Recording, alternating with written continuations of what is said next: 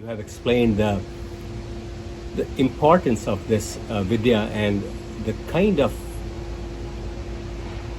collaborations that it does between your mind and body, and perhaps brings the soul together to these two. Dr. Nair, I would want to ask you a question about who will be the ideal candidates for this.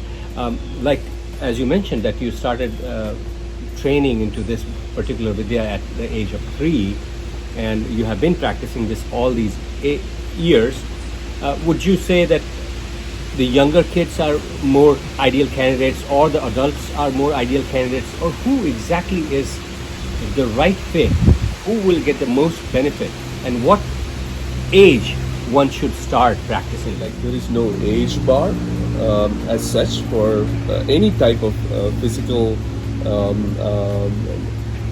fitness exercises or martial arts.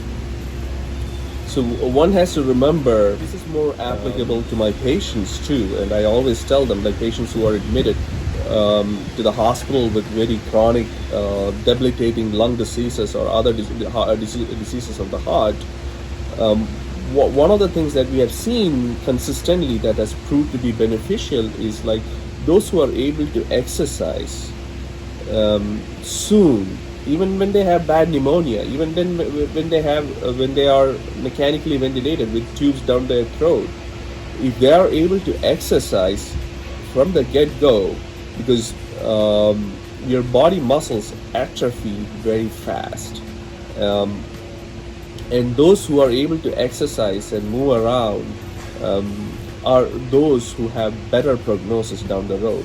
So we usually send patients to pulmonary or cardiac rehab soon after any major hospital events, and there is mortality benefit associated with it when we study them down the road.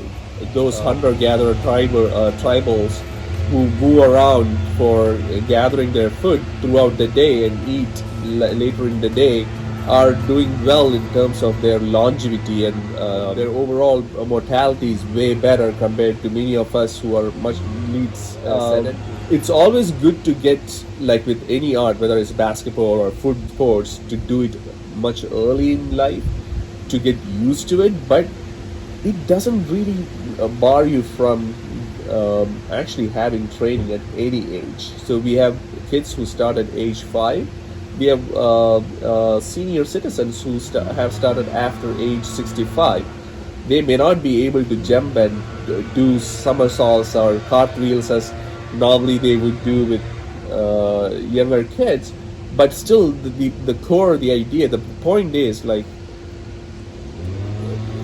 exercise is essential for human locomotion and for human muscle interaction, and it builds immunity. There is so much of close interlink between like body, the musculoskeletal system, the mind, and immunity, that it's so much correlated. Like people who exercise are less prone to developing infections. Their immunity is way much higher. So it's important to get started, and that is the key. I would say is it's perseverance, motivation. And even if you fail, you do it for a week, 2 weeks, and cannot do it more than that. I have been exercising pretty much all my life, and thank God I'm in good shape right now, even at this age, because of my exercise. But it doesn't really matter. Whichever age you start, whatever forms of exercise, it need not be Kalari or yoga. It could be any kind, just going out for a walk. It would still mean a lot for your health and for yourself.